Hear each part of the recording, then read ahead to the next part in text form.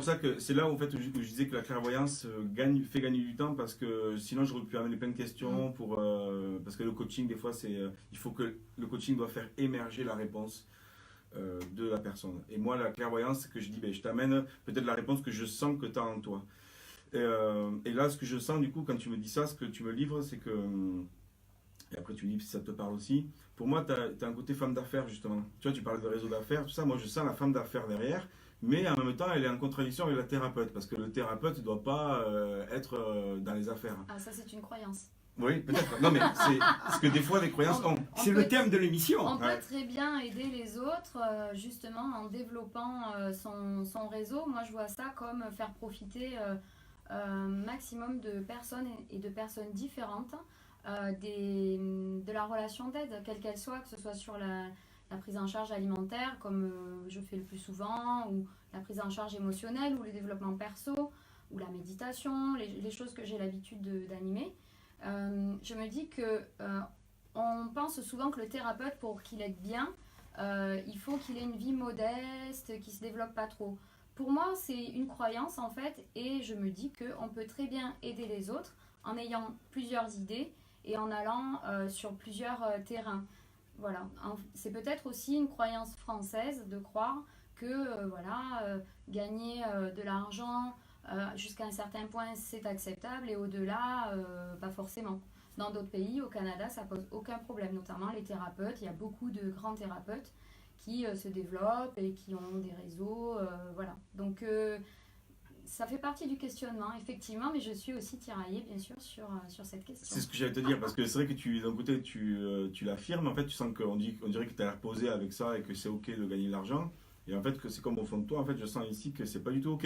Non, mais en fait, c'est comment je l'affirme. C'est un travail. Quand on est thérapeute, le premier travail, c'est d'accepter de se faire payer pour ça. C'est un peu, se dire, est-ce que je suis légitime à recevoir un don parce qu'on peut voir ça comme un don pour cette aide que j'ai donnée.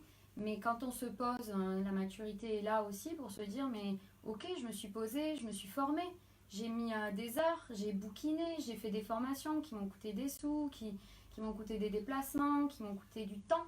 Et le temps que j'accorde à la personne est aussi important qu'une rémunération. Donc pour ça, je suis ok si tu veux. Donc voilà. Mais malheureusement, dans le milieu des thérapeutes, il faut dire, hein, il y a beaucoup quand même d'escrocs. Ah oui. Voilà, il y a de tout. Il y a de tout. Comme dans tous les milieux. Comme dans tous les milieux, je suis d'accord. Mais ça prédispose un peu plus. Oui, mais à ce moment-là, je suis d'accord, mais est-ce que... Parce qu'on peut manipuler les gens aussi. Ah oui, mais dans tous les domaines. C'est le cas de la voyance, ça aussi. Dans tous les domaines. Oui, dans tous les domaines, mais plus particulièrement la voyance.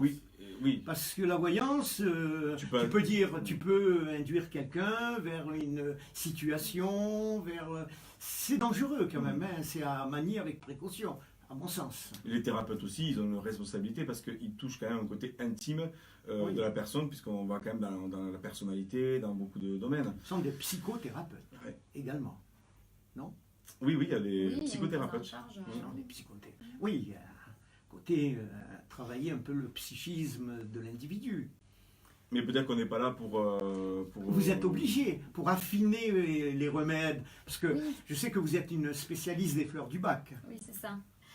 Oui, on rentre dans la sphère psycho-émotionnelle. Après, il ne faut pas oublier que la psychologie est une spécialité à part entière.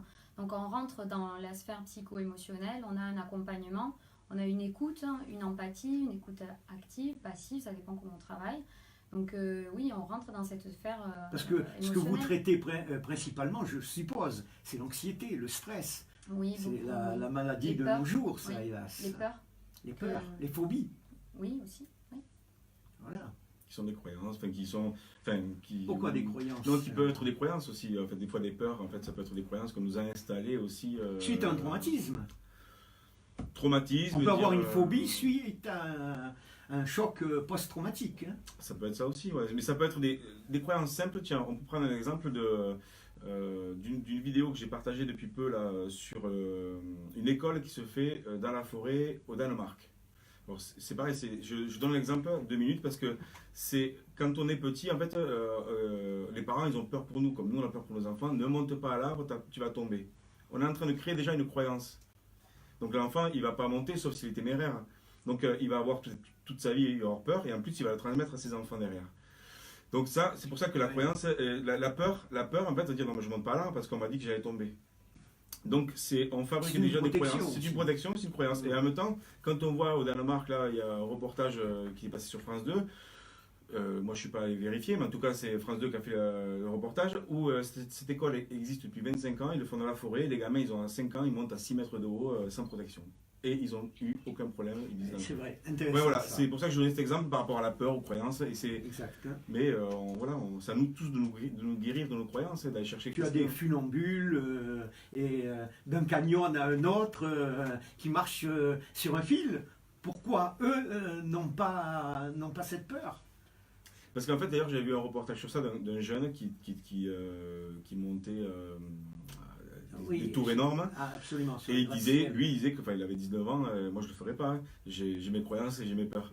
Mais lui, il disait que quand il était au bord, à 200 mètres, ou je sais pas, à 50 mètres de hauteur, il disait en fait, c'est ton esprit qui crée la peur. Parce qu'en fait, que tu sois assis au bord d'une chaise, au bord du truc, en fait, t'es assis.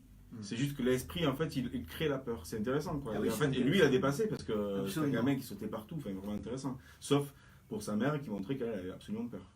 Normal. Et dans un autre domaine, là, on peut guérir et on peut se détruire. Le psychisme. Ouais, Ce que vous devez voir, Alexia, parmi vos patients, là. Alors dans mes clients, j'ai la chance les ulcères de voir à l'estomac, oui, tout ce qui est les zonas. Oui, d'accord.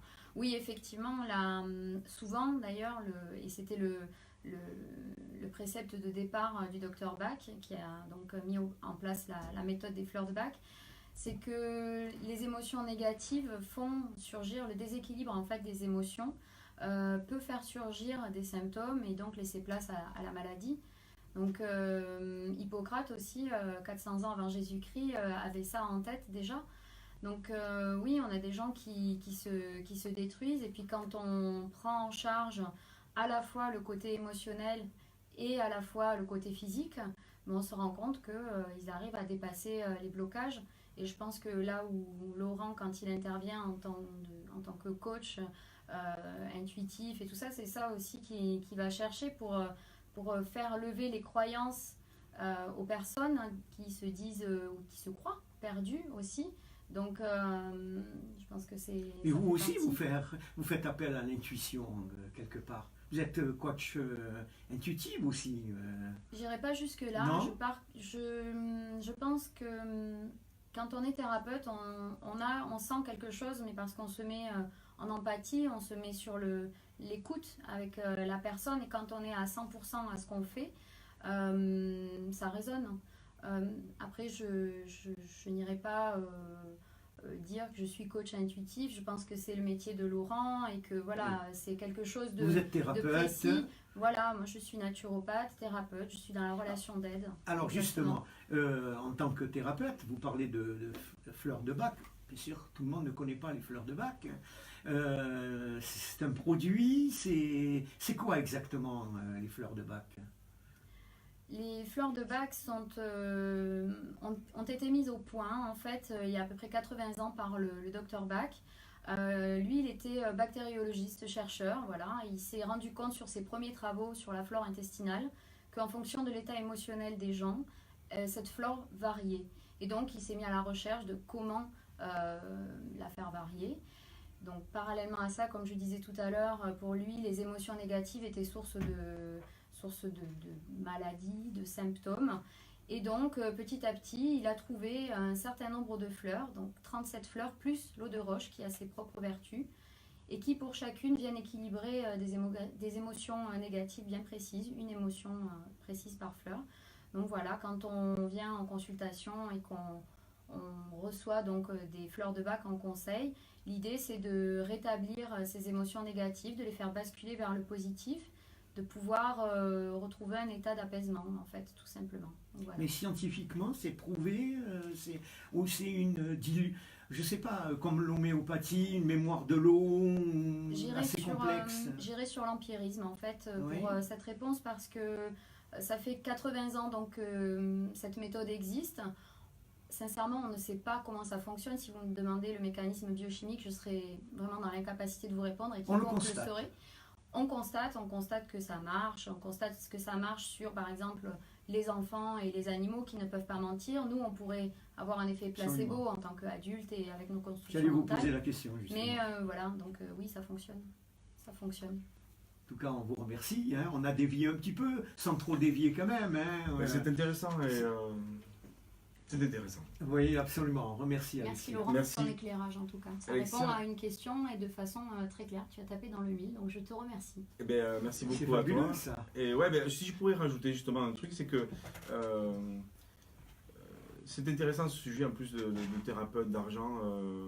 Et je pense que, Alexia, moi je te donne mon dernier ressenti, c'est que si tu assumes ce côté femme d'affaires avec un côté éthique et valeurs qui te correspondent, et de peut-être amener aussi des gens à gagner plus d'argent aussi dans ce milieu-là et de rééquilibrer les deux, en fait, d'aider les gens, de gagner plus d'argent, d'être mieux dans sa vie, parce que c'est pas en éducation, je pense que il y a un truc qui va se dépasser. C'est là où c'est intéressant pour débloquer les situations. Voilà, c'est un peu comme ça. Merci Alexia en tout cas. C'était un pur hasard en fait. En tout cas, Bien sûr, bien sûr.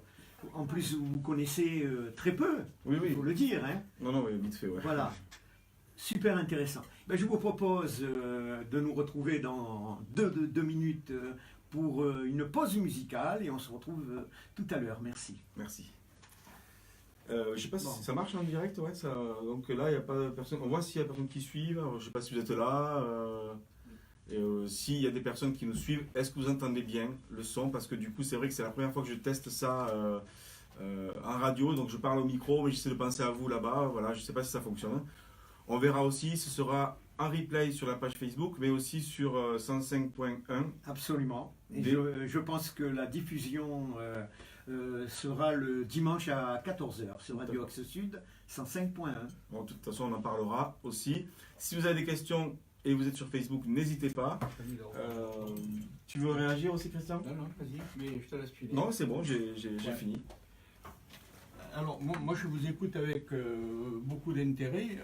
Je vais apporter la note, je ne dis pas scientifique, ce serait prétentieux, mais ma conception, en tout cas, de ce que vous avez bien résumé.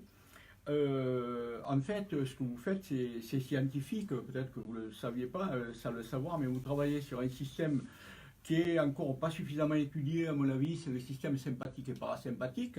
Et à partir de ce moment-là, vous avez des gens devant vous qui sont sympathico-toniques ou parasympathico-toniques, ou qui ont des déséquilibres qui font que le sympathique ne peut pas compenser le parasympathique et ainsi de suite. Et donc vous vous retrouvez dans une situation avec des gens qui sont, on va dire, en difficulté.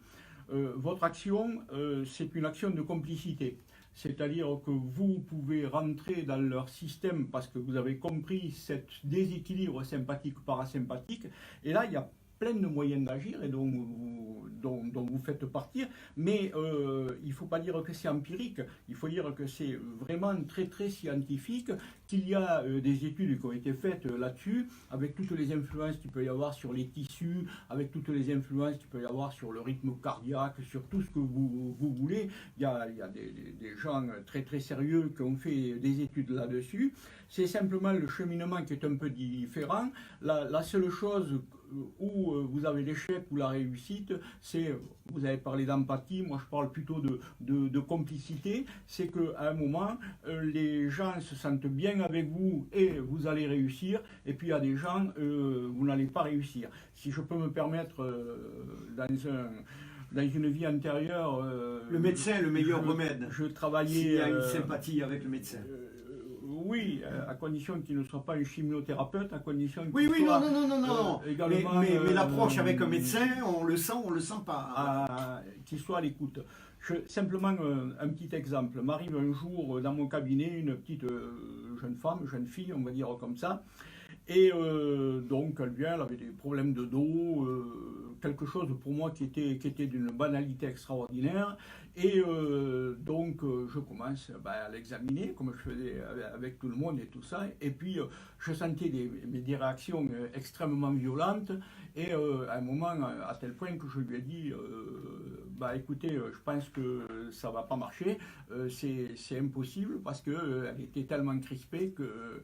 Et là, elle éclate en sanglots, pas possible. Alors, un petit moment pour la consoler, simplement pour vous dire que la veille, elle avait été violée. Et à partir de là, elle ne supportait pas qu'on puisse la toucher. Bon, là, on l'a aidée autrement parce que ça dépassait largement mes compétences, mais pour dire qu'à un certain moment, s'il n'y a pas une complicité, s'il n'y a pas quelque chose qui passe entre le thérapeute, c'est un grand mot, et la personne que l'on a à traiter, on va vers l'échec, comme on peut aller vers le succès. Absolument. Dès que l'empathie et dès que cette forme de connivence entre les deux va se faire.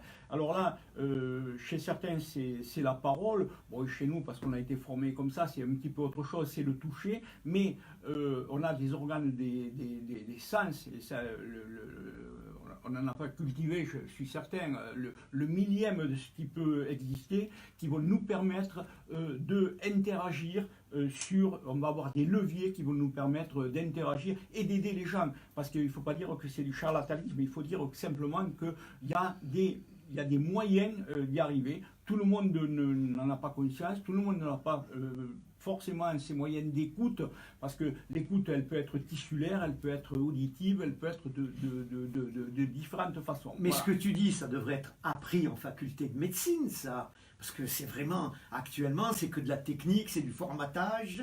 Il n'y a pas ce côté humain qui devrait avoir. Certains l'ont, hein. Ça vient de plus en plus, ça vient à tel point que je connais, je ne citerai pas de nom bien sûr, mais une anesthésiste qui a une certaine expérience, un certain âge, anesthésiste célèbre, qui maintenant arrive à faire ses anesthésies sous sophrologie. Après avoir beaucoup travaillé avec ses patients, alors que elle était organisée comme beaucoup sur la chimie et compagnie. Donc on sait qu'on peut dépasser. Il y a plein de personnes qui s'intéressent à ça. Il est certain que ça gêne des lobbies, ça gêne beaucoup de monde et que c'est très difficile d'y arriver. Mais de plus en plus, les gens qui réussissent, en tout cas, et dans beaucoup de professions où on a un contact avec les gens, pas forcément que les professions médicales, chez les sportifs de haut niveau par exemple aussi, on a une forme de formation, alors on appelle ça des coachs, on les appelle comme on veut, peu importe, oui, des formateurs. C'est simplement cette relation qui peut exister entre les deux, où les gens se comprennent et s'apportent mutuellement, parce qu'on reçoit beaucoup plus qu'on apporte d'ailleurs la plupart du temps. Et je les félicite parce que à la fin de la journée, c'est extrêmement fatigant, c'est extrêmement exténuant de pouvoir d'être à l'écoute de gens qui ont des comment dirais-je, un émotionnel qui dépasse la moyenne normale. Voilà. On te remercie. Merci beaucoup. Non, merci beaucoup. Voilà, donc nous avons le plaisir de nous retrouver pour cette dernière partie d'émission avec notre invité Laurent Espinosa, comme je le disais, qui est coach clairvoyant, on va le dire, intuitif également. Et je pense pour cette dernière partie d'émission, ça serait intéressant de parler de la communication non verbale. On dit que nos gestes nous trahissent. Alors, tout à l'heure, je regardais cette dame qui est dans notre studio, qui avait les bras croisés depuis un moment. Qu'est-ce que ça veut dire, ça, d'avoir les bras croisés comme ça? On va parler de communication non verbale. C'est un exemple, hein. Voilà. Oui, parce qu'on sait que dans la communication, il y a... C'est bien ça, hein. Je ne me trompe pas en disant communication non verbale. Oui, c'est ça. En fait, parce que dans la communication, on sait qu'il y a 7% du message passe par le verbal, c'est 7%. Le paraverbal, en fait, tout ce qui est ton de voix et tout ça, c'est 50% par là. Et le reste, c'est le non-verbal. Donc les gestes et tout ça. Voilà. Et donc après, moi, c'est vrai que je pense que j'ai étudié quand j'ai fait le coaching, en fait, ce que c'était le non-verbal et le paraverbal. mais de façon intuitive, je pense qu'on l'a tous, voilà, on sent que... Il n'y a pas des codages. Alors, je suis Par pas... exemple, quand on croise les bras comme ça, on se protège. Enfin bon, moi je ne me connais absolument pas. Hein. Il y a des gens qui sont vraiment très qualifiés là-dedans aussi, qui ont tout décodé. Hein. Moi, je me sers de mon intuition, de ma clairvoyance. Mon ami Claude qui se tient la barbe. Et là, il est curieux. Voilà, il se tient, Claude se tient la barbichette comme ça. C'est une interrogation. Il est curieux. Il dit, qu'est-ce qu'il va nous raconter ce Laurent? Voilà. Et enfin, après, les bras croisés, ça peut être quelqu'un qui peut être dubitatif. Oui, pourquoi pas. Ou alors parce qu'elle a besoin de se poser aussi comme ça. Je sais pas, est-ce que madame peut nous Je ne le répondre? fais jamais. Non, Ah ouais. C'est bizarre. Peut-être Parce que que je ne connais pas les gens, peut-être, j'en sais elle se rien. protège, effectivement. Jamais je me croise les bras. C'est Oui. l'enfer. C'est qu'elle se protège. C'est aussi une protection. Se protège, C'est pas, elle se absolument. protège par rapport à l'extérieur, parce qu'on parle d'un sujet quand même qui est délicat, sensible. Et voilà. Nous avons Anne-Marie là qui est assez décontractée là c'est un petit peu différent. Voilà, les gestes sont un petit peu différents là. Oui, elle est en arrière. Alors après, moi, je déconne pas tout comme ça à chaque fois, mais je sais pas, le fait qu'elle soit en arrière comme ça, est-ce qu'elle n'est pas... Il y a un côté ouvert, voilà, il y a un côté qui est ouvert et un côté qui se ferme. Peut-être qu'il y a un côté qui l'intéresse, l'autre côté où elle se protège aussi un peu, à voir. Je suis très intéressée. D'accord. Bon, il y a quelque chose aussi d'intéressant, c'est se positionner, tu disais, face aux autres, savoir dire non. Et malheureusement, hein, nous le savons, hein, on dit souvent oui alors qu'on pense non. Ah, mais ça, je pense que c'est un grand problème de notre société. Hein. Je pense que ça crée des conflits. Et c'est vrai que c'est pas évident quand on a quelqu'un en face de nous qui est dominateur. Et alors, pour parler de ça, je parle juste du fait que ce côté intuitif que j'ai, clairvoyant, je ne sais pas d'où ça sortait, je percevais mais je n'étais pas sûr. Quand j'ai commencé à étudier toutes ces techniques de communication, de PNL, de paraverbal, non-verbal, de coaching, j'ai pu comprendre justement qu'est-ce qui se passait. Donc il y a effectivement dans notre intuition, elle sait mieux que nous, en fait il y a quelque chose qu'on sent et scientifiquement ça s'explique. Alors je réponds à cette question comme ça parce que quand on a quelqu'un qui généralise ou qui veut te manipuler, il va te Par exemple, si je te dis j'ai besoin de 15 000 euros, toi tu vas me dire quoi? Soit je dis, ça dépend du rapport que tu as, mais si tu me dis en fait j'ai besoin de 15 000 euros, je sais que tu les as. Tu vas pas oser. Et je sais que tu les as et ça me ferait plaisir que tu... Et ça me ferait plaisir. Tu vas utiliser une communication qui va me dominer ou qui va me renfermer. Tu as bien prêté, ou alors tu vas utiliser une information. Et tu as prêté 15 000 euros à la fois à mon frère, et tu pourrais me prêter 15 000 euros à moi. Tu vois, et là ça devient de la manipulation. Et du coup, savoir se positionner face à quelqu'un, ça veut dire qu'il faut déjà apprendre à se connaître. Parce que quand on se connaît et qu'on apprend aussi les techniques de communication, on va savoir que la personne en face de nous, elle nous manipule avec nos émotions. Parce que si par exemple, en fait, on est de la même famille, ce n'est pas le cas, mais que tu me dis, Laurent, tu peux me prêter 15 000 euros parce qu'à la fois tu l'as prêté à mon frère là et j'aimerais que tu me les prêtes. Là, tu es en train de jouer sur ma sensibilité, sur mon point faible, tu sais que je vous aime tous les deux, et du coup, tu vas être embêté. Et tu vas manipuler. Et c'est ça qui est intéressant. Donc, savoir se positionner, pour moi, c'est pour ça que pour moi, la clé, ce qui est important dans ce monde, pour moi, c'est de se connaître. Et on nous a pas appris du tout ça depuis l'enfance. Moi, c'est quelque chose qui me passionne. Je conçois que c'est pas que la priorité. Mais quand on apprend à se connaître, on apprend à mieux savoir quand est-ce qu'on est manipulé, mieux savoir où on est sensible. Et si je sais que je suis sensible à ce sujet-là, que tu vas m'avoir parce que j'ai un côté donateur quoi, et sensible, et que j'ai pas envie que tu m'aimes pas. Parce que là, tu es en train de me dire, Laurent, si tu ne me donnes pas de ces 15 000 euros, tu vas pas m'aimer. Et moi, je veux que tu m'aimes encore, Georges. Donc, en fait, que tu vas dire oui. Je vais dire oui. Et tu vas non. utiliser. Exactement. Voilà. Ça, c'est fictif. Mais c'est ça qui est intéressant. Maintenant, maintenant, je vais devoir donner 15 000 euros. Non, mais voilà, le positionnement, en fait, il n'est pas facile. Ça dépend avec qui. Mais en fait, ce qui est intéressant, je suis sûr que si chacun regarde dans des moments de sa vie, il y a des moments où on s'est positionné facilement face à des personnes et des moments où c'était difficile. Exact. Et ce que je trouve intéressant, c'est allons voir là où c'était difficile et qu'est-ce qu'on a travaillé en nous. Parce que moi, j'ai dû me positionner plein de fois face à des gens qui, peut-être, qui utilisaient la force ou la prestance et qui vont dire oui, t'es comme ça. Et des fois, j'ai dû apprendre à me dire voilà, cette personne a l'air forte, elle est merveilleuse. Il a fallu que j'aille chercher en moi ma propre lumière, me dire attends, mais moi aussi, je suis bien. Et si quelqu'un me dit que je suis nul ou abruti, en fait, il n'y a que moi qui peux le savoir. Donc, le positionnement, ce qui est intéressant dans le positionnement, c'est que c'est jouissif quand on arrive à se positionner à des endroits où on n'arrive pas à des endroits où des personnes, face à des personnes où on n'arrive pas à le faire. Parce que attention dans les paroles, ça peut éveiller. Mais c'est vrai que le positionnement, en fait, on se positionne tous les jours face à des personnes, tout le temps. La personne qui va te pousser à la caisse ou qui va te prendre ta place dans le parking, qu'est-ce que tu fais? Tu laisses faire, Voilà. Bon, tout ça. Absolument. Donc le positionnement, en fait, il passe d'abord par la connaissance de soi, et c'est pour ça que connaître aussi des techniques de manipulation, ces techniques de communication, pour moi, en fait, c'est vital. C'est vital d'apprendre à communiquer. C'est pour ça que j'interviens aussi beaucoup en entreprise, parce que le positionnement, en fait, on l'a tout le temps. Le salarié, il est avec son patron, le patron est avec le salarié avec les clients, le client, enfin, c'est un enfer. Et le problème, c'est que, comme disait aussi Christian tout à l'heure, c'est on est fait de charge émotionnelle, on est fait de notre personnalité, et que d'après l'information qu'on a, en fait, on va réfléchir avec notre histoire. Voilà, donc le positionnement, en fait, c'est intéressant, ça ne se fait pas en claquement de doigts, mais la base est la connaissance de soi et les techniques de communication. Georges. Absolument. Alors, pour les dernières minutes de cette émission, Est-ce y aurait-il une question à poser à Laurent? Parce que c'était très intéressant jusqu'à présent. Donc, faut pas hésiter. Il ne faut pas hésiter, profiter.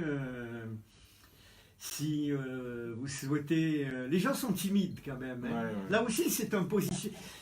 Là, par contre, ils souhaiteraient dire oui, mais ils disent non. Ils disent non. Ils hésitent parce que c'est vrai qu'on... C'est l'inverse, là, un petit peu. C'est intéressant parce que je pensais qu'on allait plus facilement se livrer, mais c'est vrai que c'est pas évident de parler de soi comme ça, mais c'est une bonne expérience pour moi parce que je prépare justement un spectacle sur ça où j'aimerais faire venir les gens sur scène et qu'on amène... parce qu'en plus, tu es un artiste. Un petit peu, mais en fait il y a un côté, moi j'ai envie de montrer que chacun de nous on a des capacités. Moi ce qui m'intéresse, il n'y a rien de mystique. Le travail que j'ai fait sur moi, j'ai envie juste de dire, voilà, continuons et révélez votre talent, révélez en fait ce que vous avez en vous, parce que on peut ne pas le révéler, ce talent, on peut rester pareil, la vie c'est la même, mais si en fait on commence à prendre confiance et aller au-delà de nos peurs, de notre zone de confort, la vie va être beaucoup plus merveilleuse sur le temps qu'il nous reste à vivre. Voilà. C'est magnifique ce que tu dis là. Merci Jean. Peut-être un dernier mot de Christian Saint-Blanc. Ah, pardon, Claude. Juste pour... Vas-y, Pardon. Claude. je prends le micro. Je voudrais juste Nous avons dire quelques quelque chose minutes. pour rectifier tout à l'heure par rapport à ce repas où il s'était passé quelque chose. Et qu'est-ce qui s'est passé? Pourquoi je ne me suis pas souvenu de ce repas? C'est que... Ça fait un blocage. Non, oui, d'une part. Et ce qui s'est passé, c'est qu'après, tu m'as aidé pour faire beaucoup de choses. On a fait beaucoup de choses. Et ça a couvert cette première rencontre, ce que tu as fait au niveau comédie musicale, des tas de choses pour moi. Ensuite, on s'est retrouvés sur un film. Et après, on a continué à se suivre. Et ça, alors, je voudrais justement savoir qu'est-ce qui s'est passé, pourquoi. Le reste, c'est tellement fort, puissant, que j'ai pas trouvé le fil. Et je fais que réfléchir en me disant, mais où c'était? Et je sais, j'ai une image d'avoir eu une conversation, mais je ne me rappelle plus.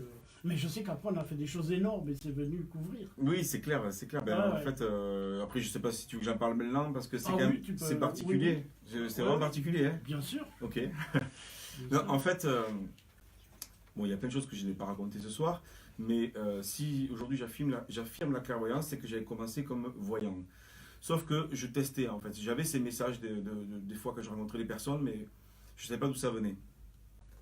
Et quand on s'est rencontrés, en fait, tu venais de chanter un spectacle. Il y avait plusieurs personnes que je ne connaissais absolument pas. Je ne sais pas ce que je faisais là. C'était un repas. Et donc, je disais que je faisais la voyance. Et chacun me disait, ah bon, dis-nous. Alors, j'avais commencé à chaque personne à sortir des choses sur leur vie. Et apparemment, ils étaétait tous d'accord sur tout ce que je percevais. Là où ils travaillaient, même les couleurs des voitures. Enfin, c'est très clair. Et quand j'arrive à toi, je vois une scène en fait qui n'est pas rigolote, j'ai le sourire, mais parce que c'est particulier. Je vois une scène où je te dis, tiens, moi je vois un canapé blanc, une maison et du sang dans la salle de bain. Et je dis, je vois beaucoup de sang. Alors après, je sais plus parce que ça, je me rappelle. Et là, tu me regardes, tu fais, non, mais je sais pas de quoi tu parles, Laurent, alors que les autres c'était ok. Et je dis, moi ça me vient, mais je sais pas, je peux me tromper. Et je te dis que je vois beaucoup de sang et tout ça. Et puis on en reste là. Et je crois que c'était 2 semaines après, tu me rappelles, et là tu me dis Laurent, alors je sais pas si tu t'en souviens, Laurent, effectivement, j'ai demandé, alors je sais pas si c'était à ta mère ou à quelque chose comme ça, cette scène, je l'avais oubliée, effectivement, comme tu l'as décrit, c'était passé ça.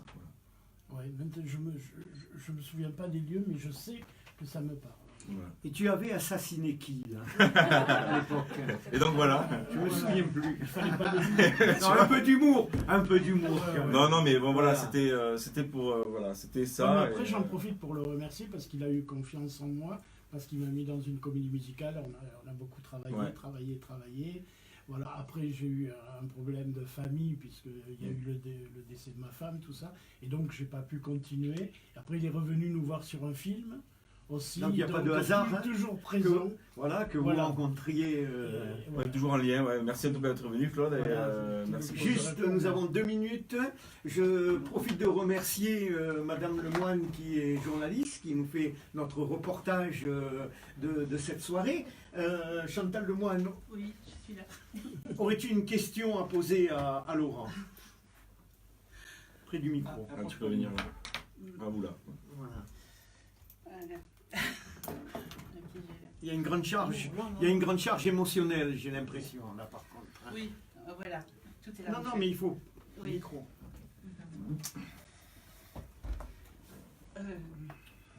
Je vais dire sincèrement, j'ai un grand blocage en moi et ça se répercute, je dirais, sur ma vie quotidienne.